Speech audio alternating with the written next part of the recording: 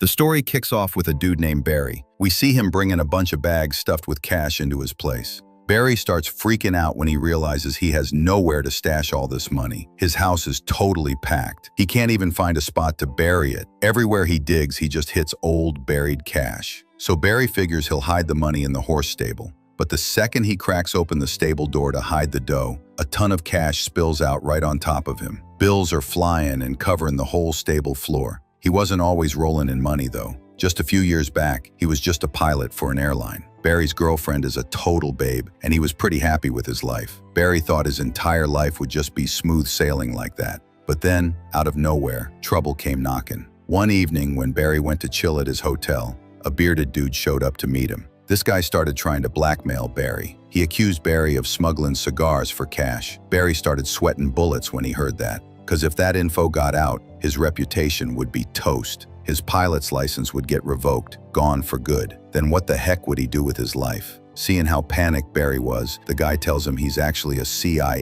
agent and his name's Monty. Then he introduces Barry to his whole team. They take Barry to a secret location, which turns out to be a huge airplane hangar. Barry's eyes light up when he sees the fastest plane of that era parked right there. This plane was rocking two seriously powerful engines. Barry couldn't stop staring at that sweet ride. Monty was stoked to see Barry's reaction, and then he lays out Barry's mission. Barry's job is to fly this plane over enemy countries in Central America. He has to fly the plane real low to the ground so he can snap secret spy photos. But this is a top secret mission, and Barry can't spill the beans to anyone, not even his girlfriend Lucy. But Barry didn't give a damn about anything else right then. He was just dying to fly that dream plane of his. Monty opens the doors so Barry can take the jet for a test drive. When Barry gets home, he tells Lucy that he has to ditch his current job because he landed an awesome gig at another company. He doesn't say a single word about his real mission. Lucy thinks this whole thing is super weird. Why would a captain for a major airline bail on his job for some unknown company? Later that same night, mid-flight, Barry suddenly walks out of the cockpit. He was taken off for a brand new life. After that, Barry became Monty's main guy. He flew deep into Central American countries, facing every kind of danger just to capture those secret pictures. Every trip was super risky,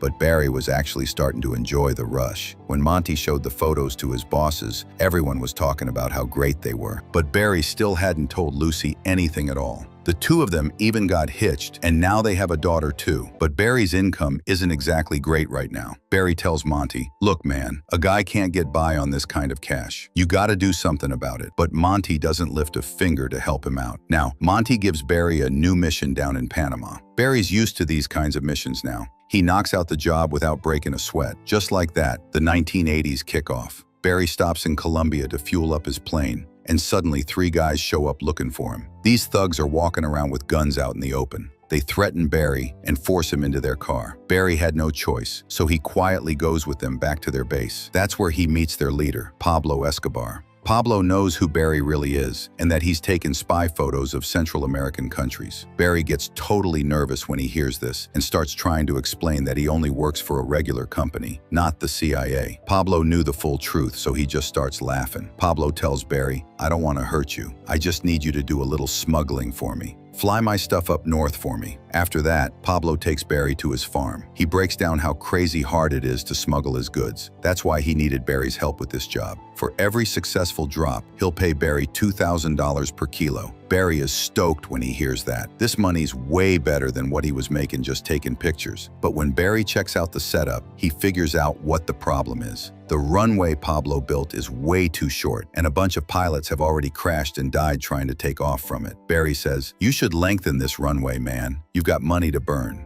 But Pablo snaps back, "If you want to do the job, do it. If not, hit the road. Don't tell me how to run my business." That totally bruised Barry's ego. He decides he's going to fly that plane off that tiny runway no matter what. He says, "This delivery's not going to go down your way. I'm going to tell you how this stuff gets delivered." He tells Pablo about a spot with a big open field. "I'll fly the plane super low and drop the packages there. You can send your guys to pick them up." Pablo agrees and has all the goods loaded up. Just as they're about to leave, Barry sees one of Pablo's men sitting in the co-pilot's seat. But Barry explains that the plane's already got a ton of cargo. The plane can't handle any more weight. It'll just crash, okay? Pablo makes the guy get out, and then Barry gets ready to take off. As a good luck charm, Pablo hands Barry a cross necklace as a gift. Barry takes off, completely clueless that Pablo and his boys were betting on whether he could even get the plane in the air. Barry flies smart and manages to take off without a hitch. But because the cargo was so heavy, the plane dipped super low for a second. But then he pulls up again, navigating through the trees with skill.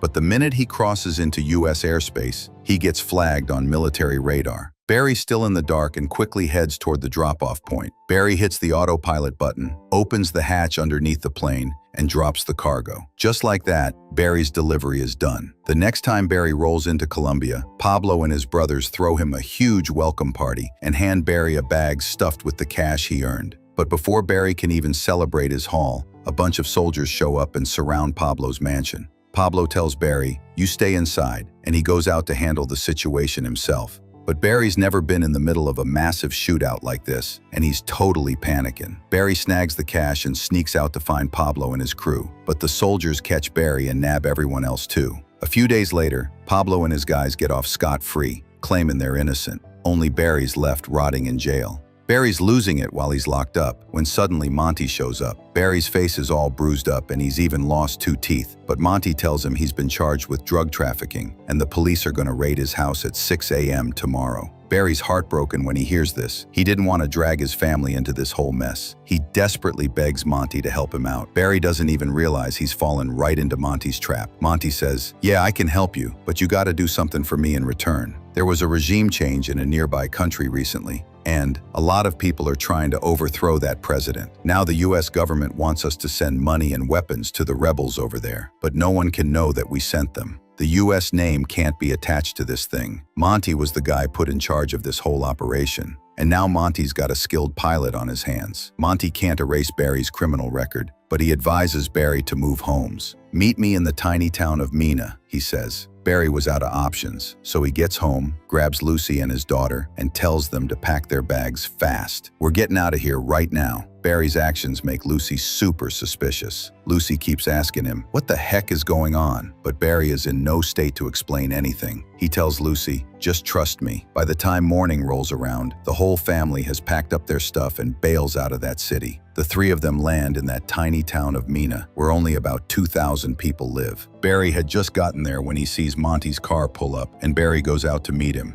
Monty's got a surprise for Barry. It's a huge 2,000-acre airport right there. Monty gives the whole airport to Barry as a gift, saying it's all his now. Barry couldn't believe his eyes. He looks all around him, but he just can't wrap his head around the fact that all of this belongs to him. Because Monty wasn't exactly throwing cash at him before. Monty opens a wooden crate that's full of AK-47s, and Barry's job is to fly these guns over to that country. Monty hands Barry a map that'll make the flight easy. It even shows where all the soldiers are posted up. With this map, Barry can sneak past everyone. Not only that, Monty also gives Barry a bag of cash that the military recovered from Pablo's place. Barry had 0 reasons to tell Monty no now. Barry knows it's finally time to tell Lucy the whole truth. Lucy is furious because he dragged her from a nice city to a rural town with only 2,000 people. Her house had nothing, no TV, no washing machine. How was she supposed to raise their kid here? But then Barry tells her the truth and dumps the bag of cash right in her lap. He says, "This'll buy you a washing machine." He throws bills everywhere, showing her that they can buy anything they want with all this dough. After that, Lucy calms right down. Now, in 1981, Barry starts transporting the weapons. He flies a bag full of guns over to Nicaragua.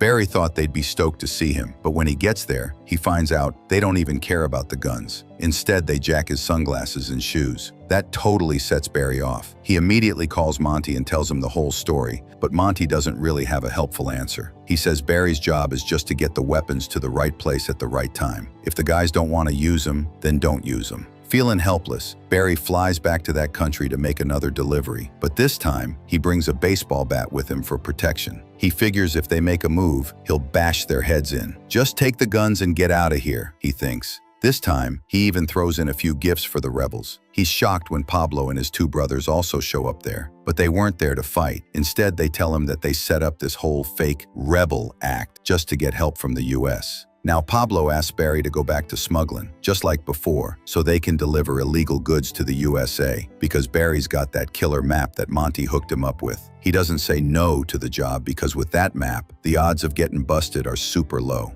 Over the next few days, Barry works his butt off. flying weapons to Nicaragua, and then delivering illegal goods from there to the US. The more he worked, the more cash rolled in. This operation got huge, so Barry hired 4 more pilots to ramp up the work and speed things along. Just as Barry was making bank, the CIA made a move. They didn't just want to deliver weapons anymore. They wanted to bring the rebels to the US and train them, so they could go back and overthrow their government. Barry asks, "Where am I supposed to drop them off for the training?" Monty says, "I gave you a 2,000-acre airport. Give him some room to breathe, man." Anyway, Barry didn't really care. Instead of illegal goods, he was just carrying some guys on his plane. But things didn't go the CIA's way. These rebels, who were fed up with poverty and starvation back home, booked it the second they hit US soil. They weren't ever coming back. But Barry couldn't care less about that either. But then he runs into a huge problem real fast. Barry had a ton of money, but he couldn't just deposit all that cash in the bank, right? People would ask where it came from. So he only banked a tiny bit and started spending the rest on a sweet life. He gifted the whole town baseball tickets for the entire year. He bought Lucy a brand new car and renovated the entire house. But he was still making double the cash he was spending. So Barry sets up a bunch of shell companies to hide his money and hired people in the town for no reason at all. He had cash stashed in every nook and cranny of his house. He even buried some of the money in the backyard. Barry was living the good life. But then one day, Lucy's deadbeat brother JB shows up to visit and starts asking Barry for money. Barry doesn't say no, because he just wants to get rid of him ASAP. But Lucy says, he's not going to live here for free. She wants Barry to give him a job. Barry couldn't say no to Lucy. He takes her brother JB to the plane hangar and puts him on cleanup duty. Now the story circles back to where it started. Barry's hiding cash in his house. He's clearing out the bills that spilled in the stable when he sees JB roll up with a new car and his girlfriend. Lucy hits the roof when she finds out her brother isn't even working, but is just spending cash and chilling. Barry asks JB, "Where did you get that money?" He says, "I was cleaning up and found a bag that was totally stuffed with cash. I used that to buy the car." Barry was furious, but he had no idea what to do. The trouble didn't stop there. After that, Barry started getting super careless. About 2 years later, the police caught a whiff of what Barry was doing. The DEA, Drug Enforcement Agency, sets up a trap to catch Barry, but Barry knows everything about airplanes. He knew the DEA's planes are fast, but don't have much range. Barry flies in circles over the ocean all night long, and the police planes quickly run out of fuel and have to turn back. But it wasn't just the DEA after Barry now. The FBI was watching him too. The amount of money Barry was pulling in got their attention. Soon, some FBI agents show up in Mina to investigate. One of the FBI agents notices banks everywhere and a ton of luxury cars driving around the streets. They just couldn't figure out where the people in this town were getting all this money. During another mission, Barry also gets flagged by the Border Patrol. Remembering how Barry smoked the DEA, the Border Patrol sends 2 planes just like Barry's so they can catch Barry no matter what this time.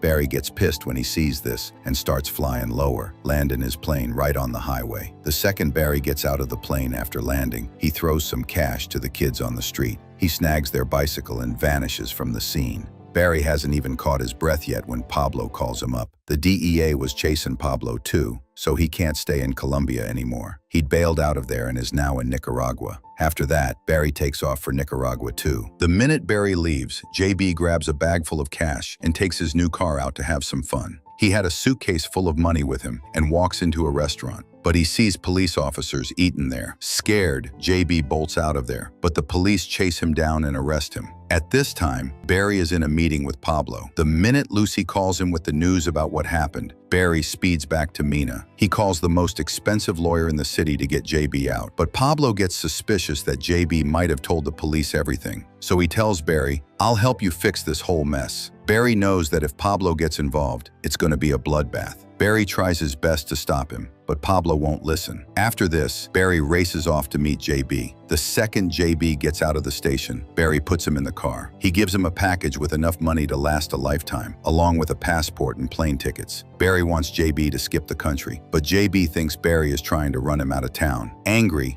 JB tells Barry, "You better get money to me every month or I'm telling the police everything." Then he starts cussing out Lucy too. Now Barry is furious, and he jumps out of the car and runs after JB. But then JB, scared, starts the car and speeds off. Barry's still chasing after him, yelling, "Stop, you jerk, I'll show you." But a little ways down the road, there's a huge explosion in the car, and JB is killed. Cash goes flying all over the place. Barry is stunned for a second, but deep down, he knows that Pablo was behind this. Barry uses his car to tow JB's blown-up car and leaves it in the woods. Meanwhile, the CIA finds out that the weapons sent to Nicaragua fell into the hands of drug traffickers. Very few of the rebels brought to the US for training actually finished and went back home to fight. Now the CIA realizes that bringing them over for training was a huge mistake. They tell Monty to call off the entire mission. When Barry sees all the rebels leaving, he asks Monty, "What now? No more jobs?" But Monty doesn't give him a straight answer. He just says, "Wait for my next signal." Now Barry knows he's completely screwed and that Monty doesn't need him anymore, so he won't help him either.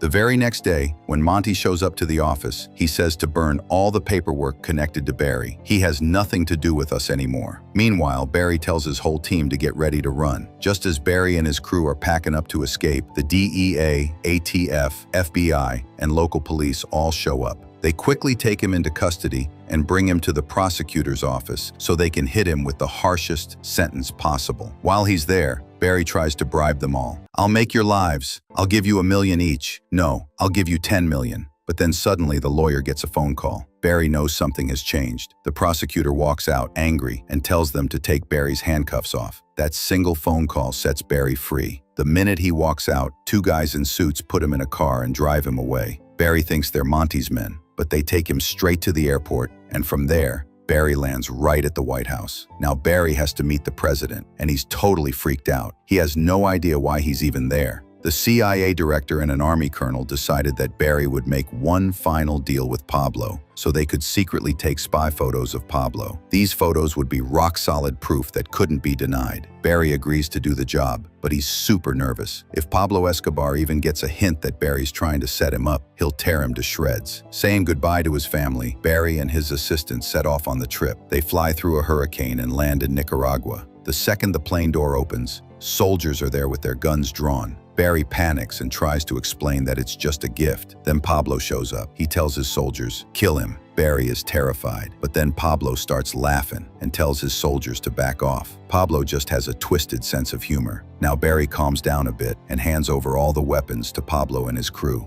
Barry's assistant secretly turns on a hidden camera that captures clear footage of Pablo and his guys' faces. Now the police have concrete evidence against them. The director is happy and throws a party for everyone. Barry had successfully completed a super dangerous mission. But then one day, the government breaks its promise and shows a clear photo of Barry's face on TV. They were trying to expose Pablo, but Pablo watches TV, right? Now he knows that Barry betrayed him. He immediately sends some of his thugs to get revenge, but the trouble doesn't end there. The government completely turns on him. They charge Barry with smuggling, so the FBI seizes all his money and all his property. The night before everything was confiscated, Barry somehow tells his wife Lucy to put on all her jewelry and get out of there fast, because they can't take anything she's wearing. Lucy doesn't want to leave her husband, but she realizes there's no other choice. She has to do this for their kids. The next day, the FBI turns Barry's house upside down. Barry knows that he's lost everything now. His family and his money, all gone. Slowly, things quiet down, and Barry's prison sentence is drastically cut. He knows that Pablo isn't gonna just let him off the hook easy. He starts changing hotel rooms every single night. He manages to live for a few years like that, scared and looking over his shoulder. But then one day, a thug shoots him right in his car. So, what do you think? Did Barry get what he deserved or not? Let me know in the comments.